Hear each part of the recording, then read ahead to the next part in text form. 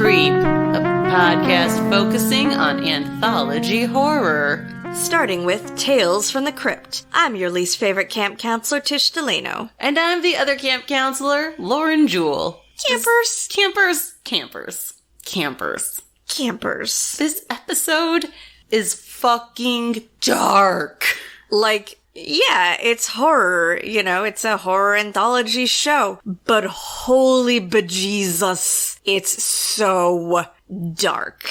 Yeah, straight out of left field. And I know we're gonna, cover everything the Crypt Keeper says, but even his jokes are terrible in this. Oh man, yeah, this is a difficult episode, a tread lightly episode. Mm-hmm. Especially considering things going on. So it may sound a little different.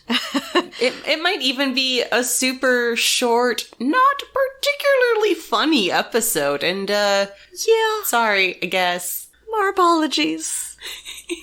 Oi. All right, campers, on that note, let's take a look at the bulletin board. What is the bulletin board, you might be asking? Well, Camp Counselor Tish, I'm so glad you asked because this was your brilliant idea, so please explain.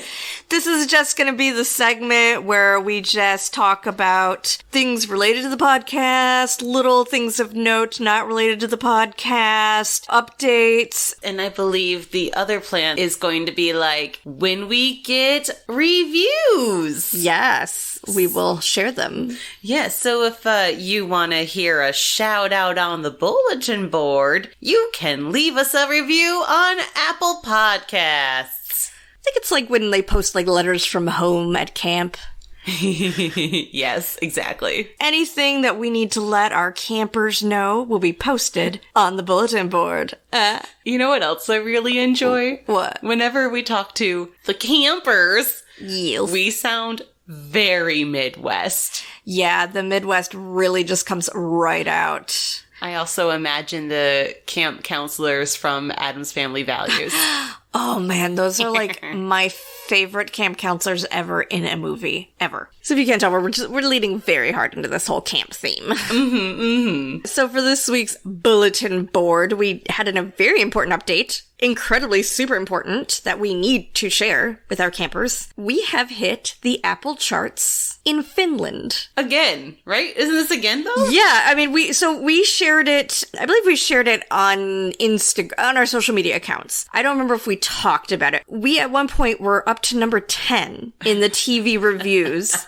Still in the, top 200 in TV and film in Finland. And we did briefly, for a few days, we broke into the US charts at number 219, which is amazing. Will be our first time hitting the US charts under TV reviews. So, big deal. But it's got us talking a lot about, we don't know anybody from Finland. So if you are listening and you happen to be in Finland, please send us an email. Let us know who you are. Leave us a comment, something, anything. We're so curious to how we hit the charts in Finland. I do have a theory, but also I want you to narrate. Yeah, that's the word. Hi. Words are really hard sometimes. Yeah. Camp Counselor Tish, what am I downloading? Okay, you were expecting me to not have old eyes, and I have ancient eyes. You are downloading Duolingo. Because your girl already wanted to go to Finland one day, so... Listen, single Finnish listener, I'm sure, who maybe accidentally downloaded all our episodes, we will come to Finland just to do a live show only for you. Totally. And I think the reason we may have this listener in Finland might be because I shared our podcast in the Shudder fan group on Facebook. Oh, maybe. So also, if you're from the Shudder fan group, pretty please send us an email. Right? It always shocks me when somebody's like, oh yeah, and by the way, I listened to your podcast. I'm like, what? I went on a job interview and I ended up sharing our podcast. And actually, when I applied for a job, I shared the podcast because it was through Facebook, and it says on my Facebook account that I am a co-host at Camp Creep. And so I pop into this interview, and the lady goes, so I listened to your podcast. I'm like, oh, you did? Oh, okay. And she's like, yeah, I don't get it. I want to know what episode she listened to. Yes, I'm very curious. I explained to her, I don't think she listened to a lot of podcasts, but I have definitely given out her business card during job interviews. Yes. So if you're someone that has interviewed with me and you're listening, hi, thank you for the interview. Hopefully you're calling me back for a job. Yeah, you should definitely hire Tish. She is fantastic. She gives it her all. I do. If not, it's okay. It's okay. You can still listen. I won't be bitter. However, I will speak very bitterly of you because it has no effect on me whatsoever.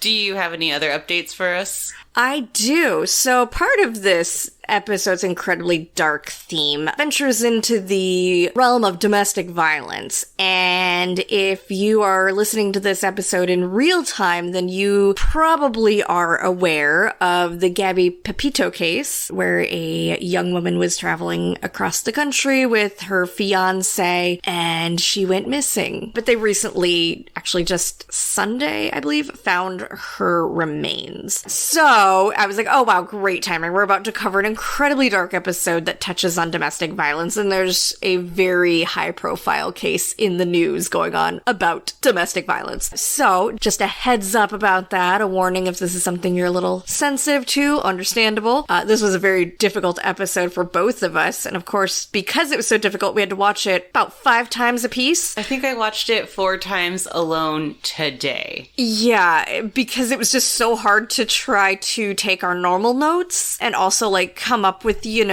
funny things to say, because really there's not a lot funny about domestic violence. So we're giving this our best try, campers. Our best try, which is all we can really ask in life, is to try your best. Yes. All right. Are you ready to go creeping through that crypt? I am super ready to go creeping through the crypt. Are you ready for your creeperosity? Yes. So I'm going to start this with a very different type of creeperosity. Okay. We're actually going to creep into a story about my parents. Oh, okay. So my dad's birthday was never something he wanted to celebrate. Mm-hmm. My mom, however, always wanted to celebrate. But one year, he kind of got his way and nothing really happened. Every night after dinner, he would go to the local donut shop. Well, on this particular year, my mother called up the donut shop he always went to, told the owner that it was Michael's birthday, and the owner was like, oh my God, Jennifer, we're on it.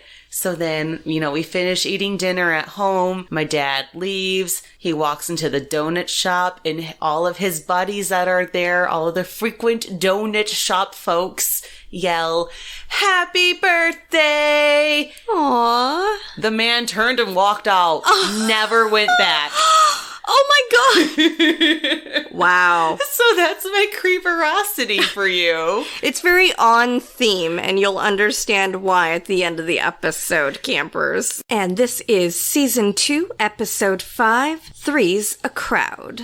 And this is your synopsis. This episode of Tales from the Crypt is based off of the 11th issue of Shock and Suspense Stories. The anniversary trip that nobody asked for.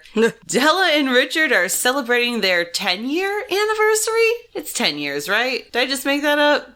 Sounds right. Cool, we're gonna go with it, campers. Yeah, so they're celebrating their 10-year anniversary in style, thanks to their friend Alan. However, it's not all happy feelings and butterflies in the tummy as Richard's paranoia starts to get the better of him, and he thinks the two of them are having a deadly affair. Ooh. Shenanigans ensue, and everybody gets what they deserve. Kind of. Sorta. Yeah. Yeah. Well, campers, we're going to try for you. We are.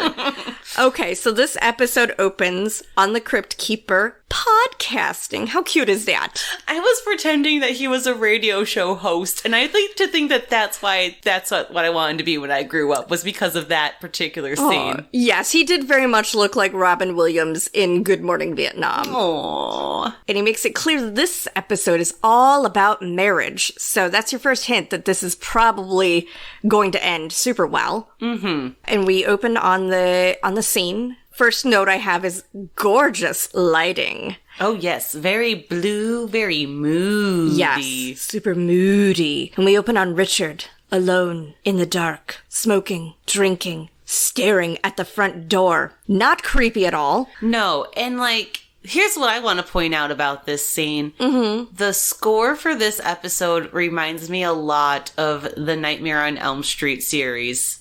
Do you hear it? Yeah. There were several times it sounds like it's about to go into that melody, and it all doesn't. Yeah, it's like depressing piano music, but in the same tone of the Nightmare on Elm Street score. So I liked it. Yeah, it's great music. It really sets the mood. Richard is sitting there and he's waiting creepily as fuck. And it looks like there's a super romantic dinner on the table. There's candles. There's all this ambiance of it should be romantic. Mm-hmm. But he's alone in the dark. And then in comes Della, home from shopping. Shopping! Yes, and Richard is on her immediately, questioning what she was doing. Bro, do you see the shopping bags? What do you think she was doing? In Richard's defense, and one of the only few defenses I will give him, is that she told him she was only going to be gone for 1-2 hours tops, and she was gone for 4 hours. Okay, and in my defense, that is so classically me. I actually just did this. Oh, God. So one of my besties from college, A-Ray, it's a shout out. I love you, bro. So we hung out on Saturday, and I told Steven, I was like, I'm gonna be gone for a little while. I didn't really give him a set time. I forgot that when A-Ray and I get talking, time does not exist. We just riff back and forth, and we vent, and we were catching up. That my phone has been set on Do Not Disturb, which is why I haven't been getting any of my stinking calls. So I did not know that I was getting calls from Steven and texts. So he thought I was dead. So then I had to call and be like, hi, I love you. I didn't know you called.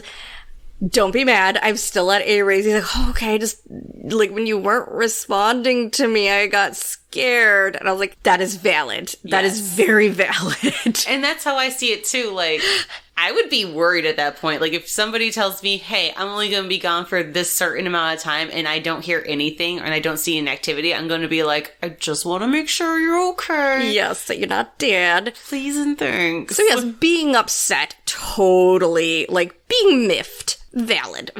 Of course, Richard has to take it to, the next level. He's super pissed because apparently she was with Ellen. Yeah, who is also, and we're going to come back to this in about 10 more minutes. Yeah. Is apparently Richard's BFF, and he's also the one that, surprised them for this super epic anniversary trip thing. So apparently she was out shopping with Alan, and he's super pissed that Alan bought her a coat. And it's calm down, Dick. Calm down. It's a coat.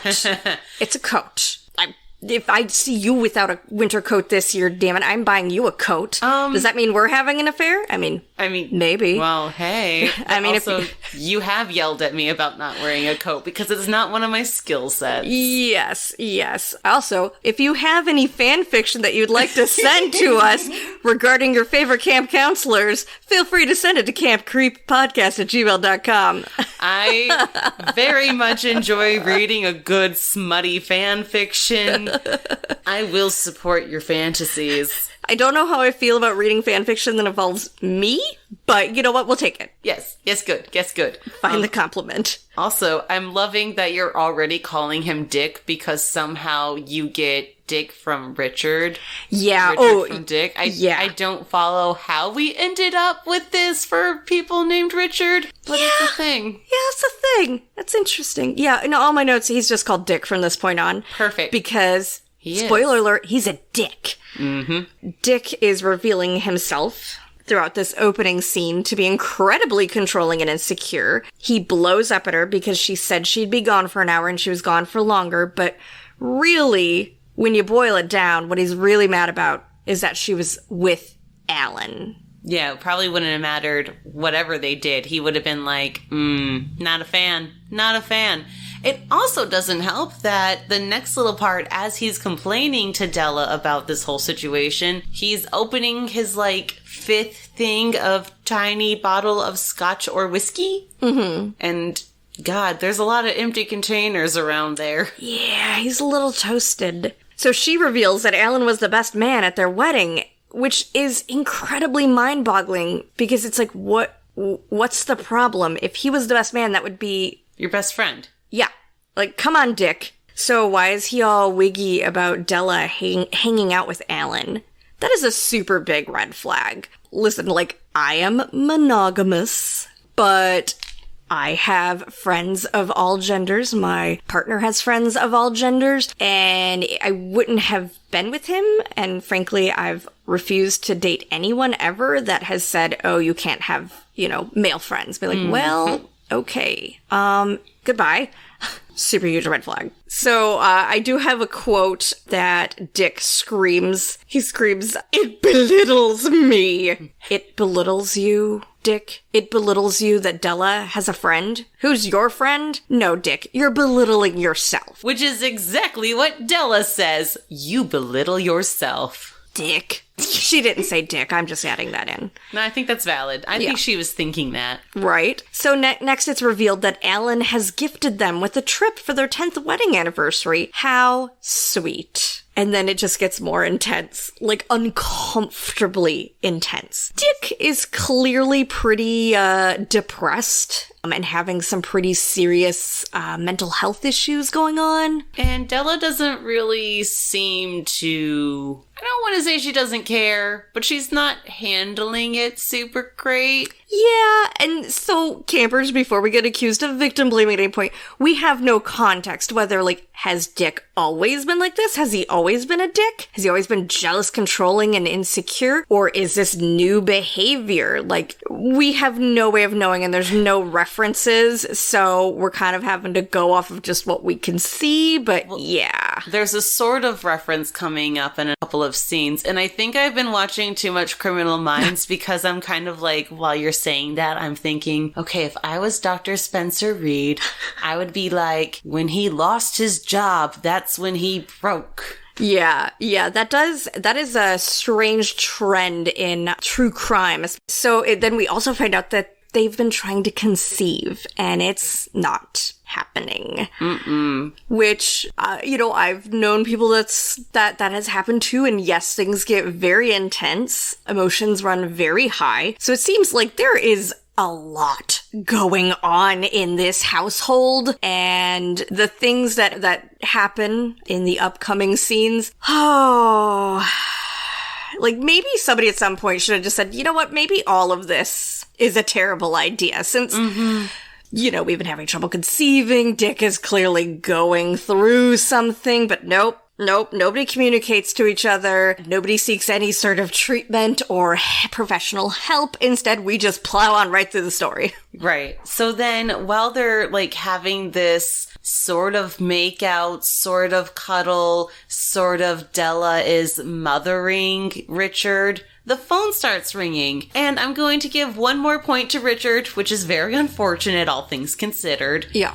But he asks her very nicely, please don't answer the phone. Yeah. Like, they're having a moment. Yes. They're talking things through. Maybe not through, but they're communicating a little bit. Yes. And he does not want her to answer the phone. And also, judging by, like, how dark it is outside and, like, in their little hotel room, probably pretty late. Yeah. So, again, he says, please don't answer it. And she fucking answers it. Yes. And, of course, she says the triggering word, it might be Alan. So then Dick goes off to mope in what looks like a walk-in closet? Hey, that's valid. Go where you need to go to have some feelings. That's true. I'm a fan of the bathroom myself. I mean, I guess better that he goes off and, deals with it alone than taking it out on Della. But yeah, I agree. She shouldn't have answered the phone. Alan would have called back. I mean, come on. So then we cut to they're on a yacht headed to their destination.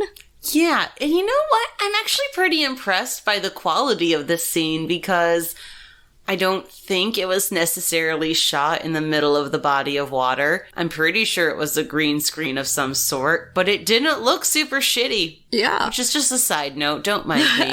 So here's another thing where, again, not victim blaming, but Della and Alan are uncomfortably, intimately chummy. Like, it made me feel like, Jesus, man. Like I said, I have lots of friends of all genders. I don't get that snuggly, that close. Not even that, like, if I needed to, like, lean on them, it would be perfectly fine, but it's just very uncomfortable. Mm-hmm. Oh, like, you definitely feel like you're spying on a couple when they cut to Della and Alan. Yeah, and Richard's watching them, and I feel like he's the audience where it's just like stare, what the fuck, because that's what I would be doing if I was Richard. Yeah, I mean, yeah, if I saw my partner doing that, I would be like, Steven, do you need to tell me something? Like, is there something I need to be informed of? Like, right. Is there a conversation that needs to happen? Yes. And now every couple has their own boundaries. Every couple, sets their own guidelines for what level of physical affection, that they're comfortable with their partner engaging in. But it is very clear that Della and Alan are definitely crossing one of Dick's boundaries. Yes, and then we kind of finish up that scene where it's just, again, a lot of staring, and they're in, like, a vehicle now going to their final destination. Watch out for logs.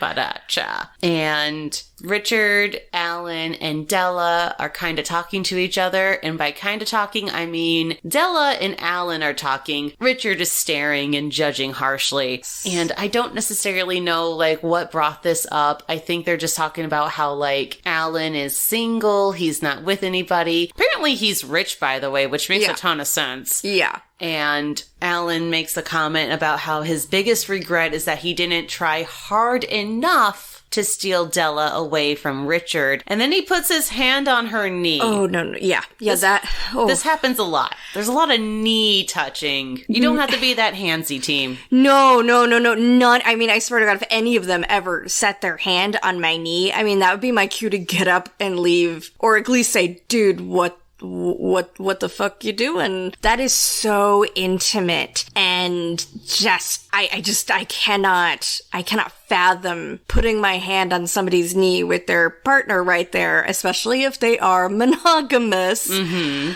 Yeah, it's very awkward, and Alan just keeps digging in on the whole, like, oh, really regret losing Della. It's really awkward and uncomfortable. And then they get to this gorgeous cabin on a lake. Where do you think this story takes place? Where are they? I would guess that they're, like, maybe Northern California. That would, like, make sense. But I do have a fun fact about this cabin, the cabin's location specifically. This episode is filmed in the same cabin that John Candy and Dan Aykroyd's family stay in the great film, The Great Outdoors. I'm giving you a face. Yeah, I know. I'm old. Listen, it's a great film. I don't know this movie. Listen, it's a great film. John Candy and Dan Aykroyd were a stellar team. You should watch it. It's great. In fact, I highly recommend all of John Candy's filmography, but The Great Outdoors is a particularly good one. Got it. I also have a note here that says, "Is Alan a drug dealer?" ?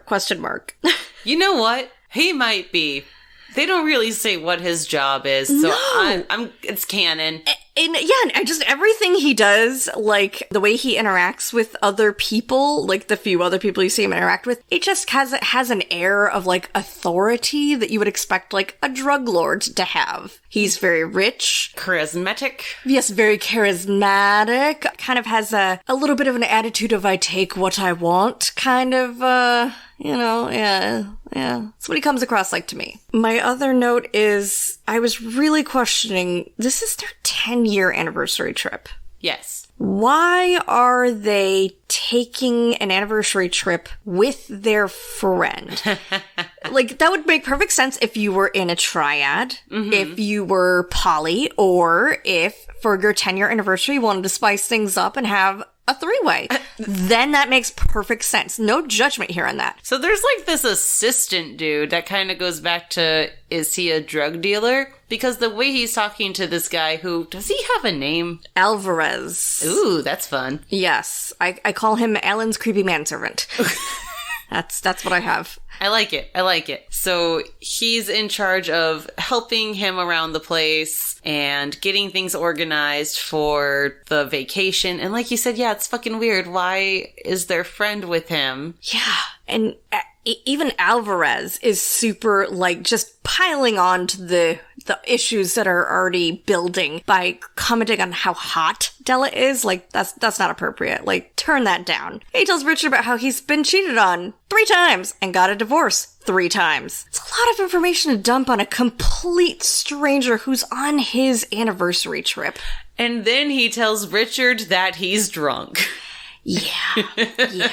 He's a treat. Yeah. And it just, the story just gets darker because no one seems to be concerned that Dick, for the rest of the episode, is sulking in the dark, drinking, alone, avoiding everyone, isolating. No one seems to think that this is a concern.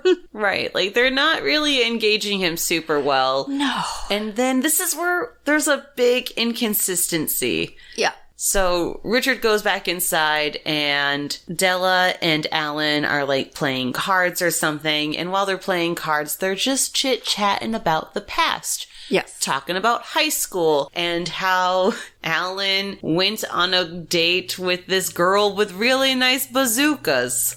Or was it bazangas? One of those buzzwords. Another word for breasts. Yes. Yes. The titties, if you will. Yes. And then he's like, oh, was that before or after we dated? And Della, like, whispers it was after. Now, here's the thing, campers. A few minutes ago, they just made a comment about how Alan was Richard's BFF, which implies that they didn't know each other until the wedding. What I think, because they don't spell any of this out, so what I pieced together was that Alan and Richard were friends, and Alan dated Della. Maybe they were friends after that. Maybe they were friends during that time. But after Alan clearly moved on with a woman that had big ol' boobies, at some point in time in there, Richard and Della started dating after Alan had already moved on, I would assume. And usually, if you're gonna date your friend's ex, you would get their blessing. So that was kind of what my thought based on all that was, because otherwise it'd be weird that Alan was Richard's best man. Right. But Richard says no, and then, again, just stalks off, leaves them alone. Cut to the evening, Richard wakes up alone. Dun, dun, dun. And I have a note here that says, the sound that he wakes up to sounds an awful lot like a headboard hitting a wall. It does. It's super unfortunate noises. Yeah. And where is that noise coming from? Because then he sneaks out and it's just Della and Alan having a very strange and whispery, conspiratorial sounding conversation. But so what is making that noise? Were they in rocking chairs? I don't know, but listen, I have a rocking chair at home, and I had an upstairs neighbor that had a rocking chair above my bedroom, unfortunately. It doesn't sound like that. That's probably a good thing it doesn't sound like that, because it was super fucking questionable. Yes. When Richard goes down to listen to their conversation, they're whispering to each other about how Della's really excited about something, and she really wants to tell Richard, and Alan's like, oh, he'll know soon. What the fuck does that mean, team? Right. And then they'd say, like, he's acting strange. Does he suspect anything? Yeah. And once again, Alan's hand is on Della's knee, and it's like, dude. She can touch the arm, touch the shoulder. That's the friendly area. Mm-hmm. Knee is venturing into the sexy zone. The sexy zone. Yes.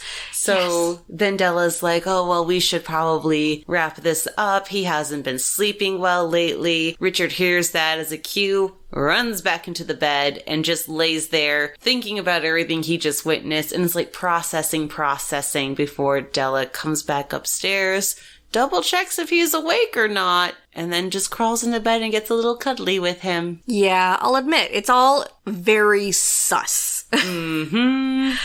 Again, very uncomfortable to watch all of this. So the next morning, Dick wakes up and finds that Alan and Della are gone. Curiouser and curiouser. He goes tearing through her belongings. He finds some of the gifts that Alan had bought her, and he finds some, saucy lingerie. Yeah, he finds these cute, I'm still up in the air, but they're like a black thigh-high sheer, and it looks like it's got little polka dot diamonds on it. Yeah, little white lace, like, I thought they were cute. I thought it was cute. I probably would have worn them. Mm-hmm. But Richard seems to think that, oh my god, Alan's been buying her all new things. What if they just left me here? I mean, because obviously it's your anniversary trip, so totally illogical for your wife to bring lingerie. Come on, right. Dick, use your head here. But he is so deep in the paranoia. He is losing his damn mind at this point. Just gone right off the deep end. And then we see Alvarez. Good old creepy Alvarez. He's like, oh, good morning. The lady told me to keep you here. Dude, you're not helping the situation.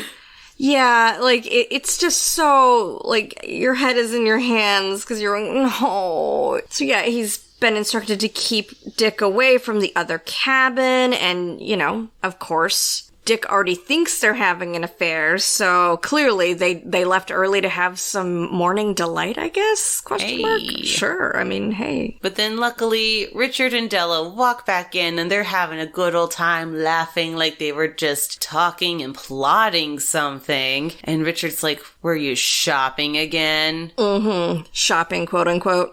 Yes, that's what the kids are calling it these days. Yes. And throughout this scene where Dick is having a total breakdown, at some point somebody should have just stopped and been like, okay, we, like, pause.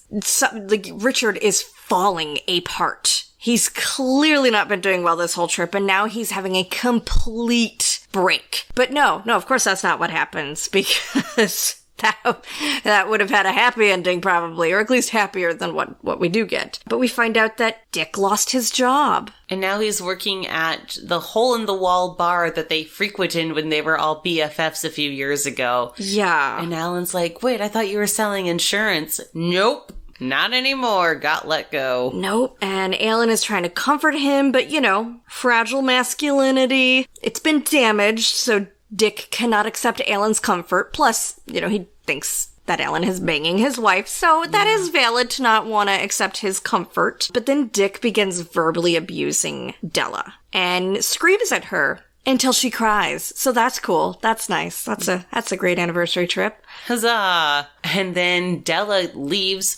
rightfully so. Yes. And Alan's like, what was that about? You could have handled that better, dude. And Alan calls him an asshole. And Dick says, I'm the asshole. You're the one who's fucking my wife. Again, Dick has thrown up so many red flags. This trip shouldn't have happened.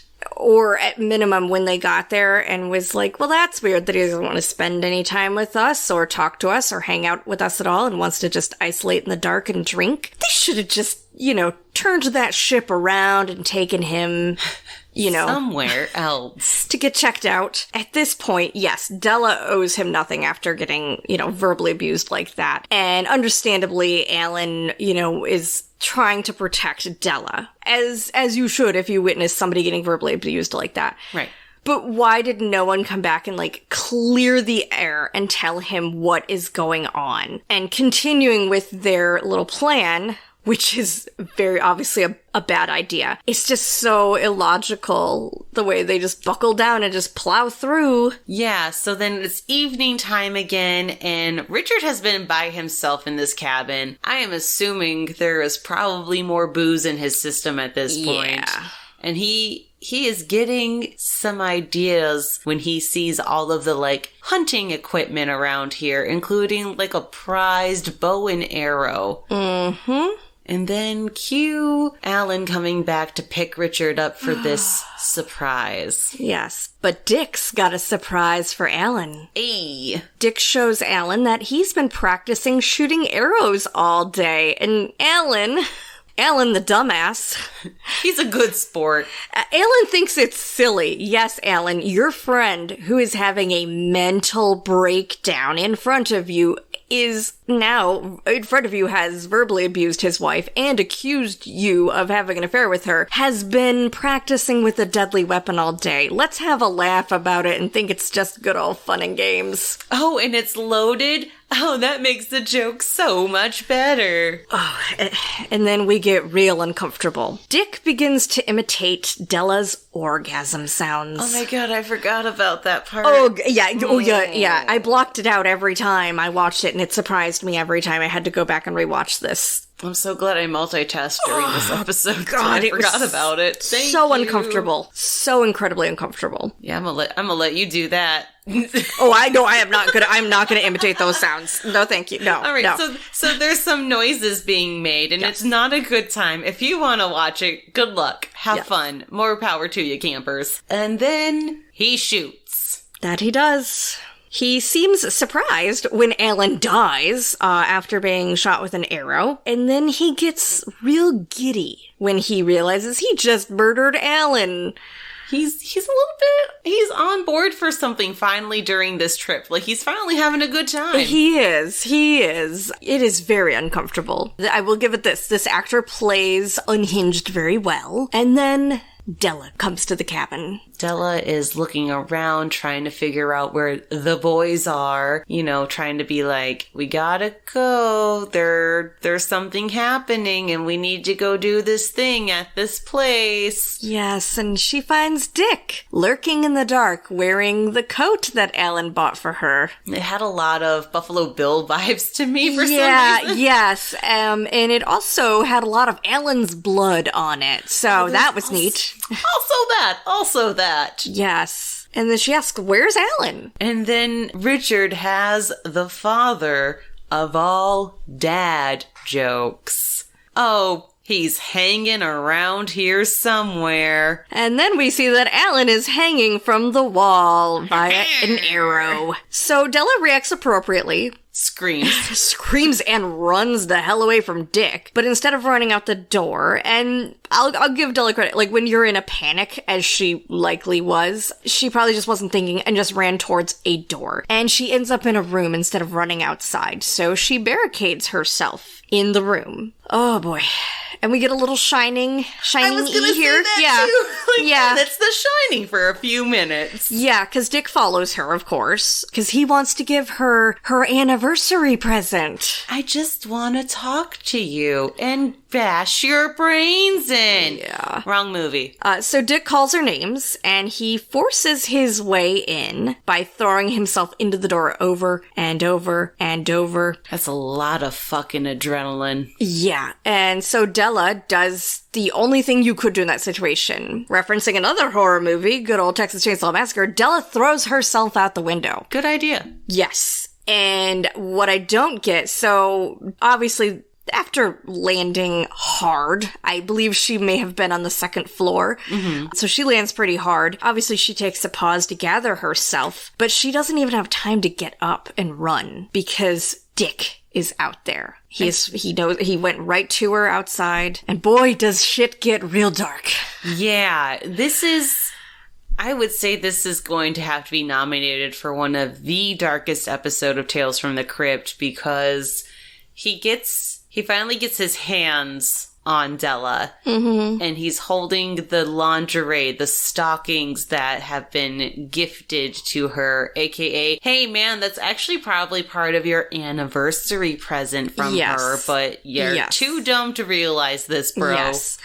And he strangles her with her lingerie, all while asking if, the lingerie turned Alan on. Boy, the camera just goes right in on Della's face for a very long time. It is the up-close shot that nobody asked for, except for the director and editor. Yeah, and I gotta say, I usually complain in horror films that strangulations, they go pretty quick. When you're watching a murder TV show or something, they strangle somebody and within like 30 seconds, they're just dead. Didn't count how long this went on for, but it felt like an hour. Like, it was so agonizingly long and uncomfortable that he was strangling her. Finally, thank God she died. Yeah. So, Della's dead. Yes. And Richard decides that, he has to go check out the thing that they were talking about because now he's curious now that they're dead. So he takes Della's body, starts dragging her behind him going to this thing. While he's dragging her, he implies that he is going to commit necrophilia with her corpse. Yeah, that's part of it. That's another thing I forgot. Yep. He is going to rape his dead wife's body. It is. Yeah. Oh my God! It is like when I say I just literally wanted to step out of my own skin at this point. Yeah, no, valid. I wanted to take a bleach bath after this. Like, I was so uncomfortable. Fair enough. So then he gets himself and Della's body to this next building. I'm assuming there's another cabin. It's Alan's cabin. Yeah. Oh, it's Alan's cabin. Yes. Okay, so how many fucking cabins are at this place? Telling you, man, whatever Drug Alan was money. selling, like, somebody cue me in, because... Good shit. Good, Right? expensive shit. Yeah. So he opens the front door and... Surprise! So Della and Alan were planning a surprise anniversary / pregnancy reveal party. Happy anniversary! You're gonna be a daddy! He's gonna be a daddy after they get a hold of him and take him to the shock treatments. Yes. So it really focuses in then on his face and then Della's dead body and then the faces of the party guests as they realize, oh, fuck. What has just happened? Boy, yeah, he sure ruined that surprise party. Whew. It was definitely a surprise Yep. for everybody there. Yep. Richard was the guest of horror. Hey! Yeah, and then the Crypt Keeper makes some jokes that are very uncomfortable. I did not write any of them down No, because they weren't good. I was like, I am just so uncomfortable right now. And again, the whole time, like, not victim blaming, because we don't know, like, maybe Della was kind of tuning it all up because maybe Dick has been like this for a long time. But Alan should at some point have stepped in and be like, this is not a good idea. We need to just tell him what's happening and we'll just have a regular old party because this is not okay. Oh boy. Yep. So all of that conspiring was just for a surprise party because, Della was pregnant. Oh boy. Yep. Yes. Yep, super uncomfortable. Boy, are you ready for Who's That Ghoul? I will be right after this. We are very excited to tell you all about our new ghoul friend over at High Tea Distributors. High Tea Distributors is a woman and queer-owned small business out of Berks County, Pennsylvania.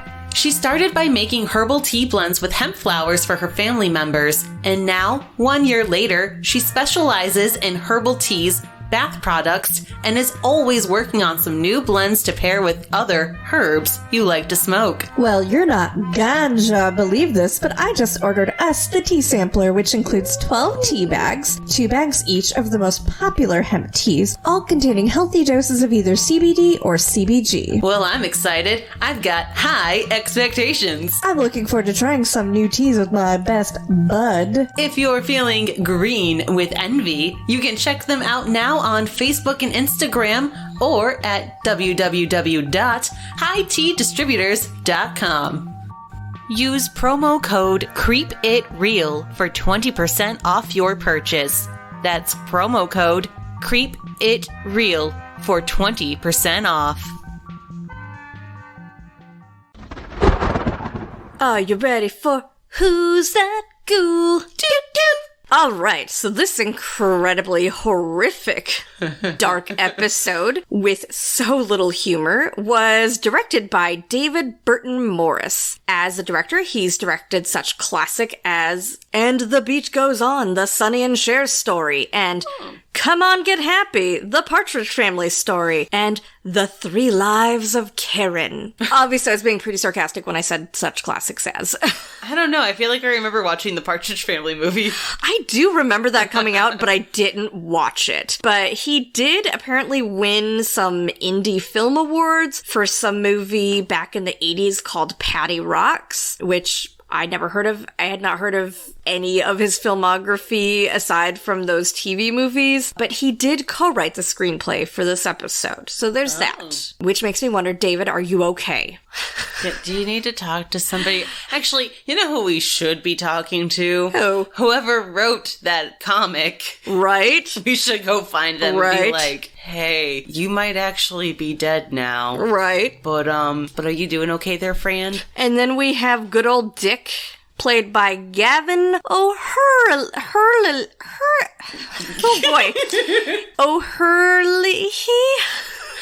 It is Swedish? No, it's like Irish. It's O''Herlihy. O'Hurlihy. I don't know. I apologize to Gavin so much. Yes. So Gavin got his start in the 70s with some small parts in some classic sitcoms such as The Mary Tyler Moore Show and Happy Days. And he later went on to act in films such as Superman 3, Never Say Never Again, a Bond film. Oh, okay. Death Wish 3, which, I mean, is on par because the Death Wish films are about as dark as this episode. He was in Willow, you know, with the little magic dude. Yeah. He was in some episodes of Twin Peaks and the film The Descent 2. Okay, I think I remember watching The Descent 2. Okay. The first one really freaked me the fuck out. Yeah. Also remind me, what is it? Is that splurbunking? Is that what that's called? Spelunking. Yeah, that. No, fuck that. Yeah. I never wanted to do it to begin with, and then that movie came out, and then I was like, well, definitely no solid pass. Yeah.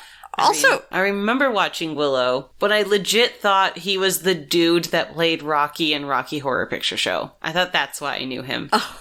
Apparently not. No. False alarm. No, I thought he looked like Gary Busey. The whole time I kept checking, I was like, are we sure this isn't Gary Busey? Because he just had some Busey-isms, like the wild faces and all. Also the erratic behavior, very Busey. I do have a great Busey story, but I'll save it in case Busey's ever been in an episode. I haven't looked that far ahead. And I can share the story only because I can back it up with video evidence. So, no chance of me getting sued. Anywho, then we have Della, who is played by Ruth DeSosa. You may know her from such classics as Come On Get Happy, The Partridge Family Story.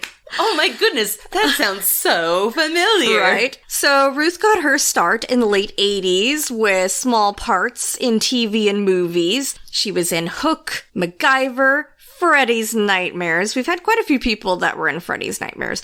And she was also in this series that I do not remember at all called The Young Indiana Jones. It was a series of TV movies. I think I do remember that. But my favorite credit, because you know, I have favorite credits, and this is just ironic, and it's because my friend A-Ray, who, like I said, I recently hung out with, we have an inside joke about the Muffin Man, and she was in a TV movie called Do You Know the Muffin Man? And I laughed hysterically until I read what it was about. Okay, wait. That's a true crime, isn't it? Yes, it's not funny at all. It's about abused children.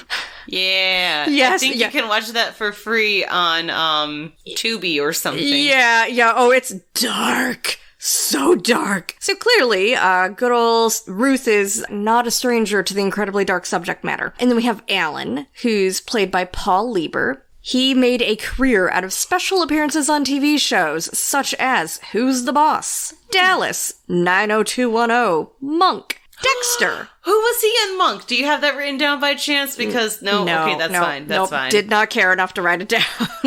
Well, fine. It was just a one-off. Yeah, it was just, he has made a career of, like, playing that guy in one episode of lots of famous TV shows. Okay. But most importantly, he played Randy in the 1979 TV movie Portrait of a Stripper. It is the touching portrayal of a young mother and dance student who travels to California California after the death of her husband, and in order to pay her bills, she takes up burlesque dancing. But to her dismay, the club she works at is sold to new owners who transform it into a hardcore strip clubs where the dancers must bear it all. And actually, that is the true story of what happened with burlesque, in case you were wondering. That is part of the evolution of burlesque until it took a bit of a turn and neo-burlesque started, so. And now you know. So that is the credits. Our creepy Alvarez really didn't have anything of note, so I just left him out. That's fine. Yep. He was a fun little character. I'm gonna give him that. Yeah, he was real good at being unsettling. Yeah, like, I just kept going, like, does no one in this episode have boundaries? Like, none at all? What is your purpose, sir? Like, he's the errand dude, sure. Yeah. But why are you still here? Yeah. So, Lauren. Yes? I'm gonna take the reins here. I'm very curious what your rating of this episode is. I'm gonna have to rate it 1.5 severed thumbs down. It gets half a severed thumb up because it is definitely a horror episode. So I want to give it some credit, but it was so left field, and I feel like even the people that write the intro-outro portion for John Kassir were probably extremely uncomfortable and also not sure how to make it funny because his intro-outro was lame. Yeah, it was really bad. I, too, give it 1.5. I mean, because the twist at the end, I mean, it was a great twist, but it was just, yeah, all of the episodes have always had that Tales from the Crypt little, like, smirk, you know, that little jabs of humor inserted here and there. You know, some episodes are more funny than others, but this episode was just straight up dark. And now that this episode's over, let's talk about this other potential giant red flag. So at the beginning of the episode, Richard confesses that he is unable to give Della children. Yeah. At the end of the episode, we find out that Della is pregnant. Yes. We are unsure on how much time Alan and Della have spent together. That is a good conspiracy theory. Was the baby Alan's and Richard wasn't paranoid this whole time? Still doesn't justify the murder. Correct. It does not justify anything that happened in this episode, however. But, like, could that be? Could Alan have, like, donated sperm? Oh, that is uncomfortable to think about. Whew. But because we love the campers, we respect you campers. And we're stubborn as fuck. Yes, we were like, we're gonna power through this. It's not gonna be very funny, but we are gonna power through this. I do have some vaguely unfortunate news for you, Camp Counselor Tish. Yes. The next episode isn't super much better, but it's definitely not as dark as this one. Yay! Woohoo! Yeah. Oh, that was... Ugh. I need a shower now just talking about it. Anywho, that was this week's episode. Thank you for listening to Camp Creep Podcast. If you would like to support the show, you can do the following. Follow us wherever you listen to your podcasts.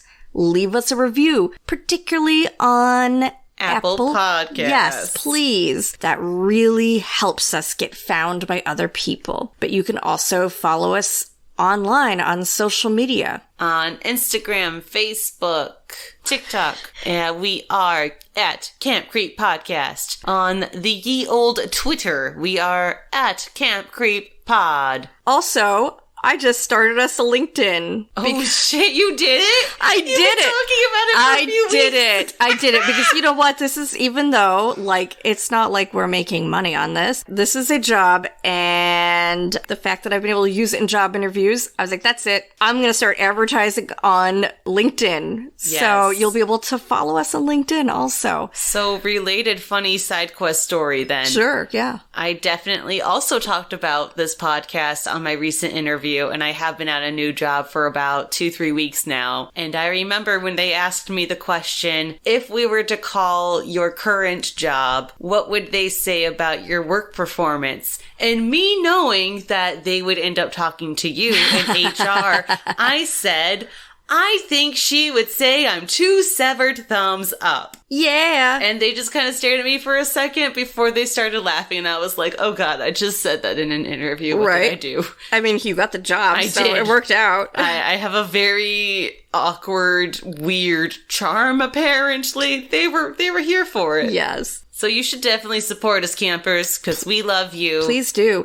And feel free to send us an email at campcreeppodcast@gmail.com if you have any questions, comments, concerns. Fanfiction, please. If you happen to be residing in Finland or anywhere outside the United States, I would really love to know. And thank you to Steve O'Dockerson for our fantastical theme music. And as always, campers, Creep it real.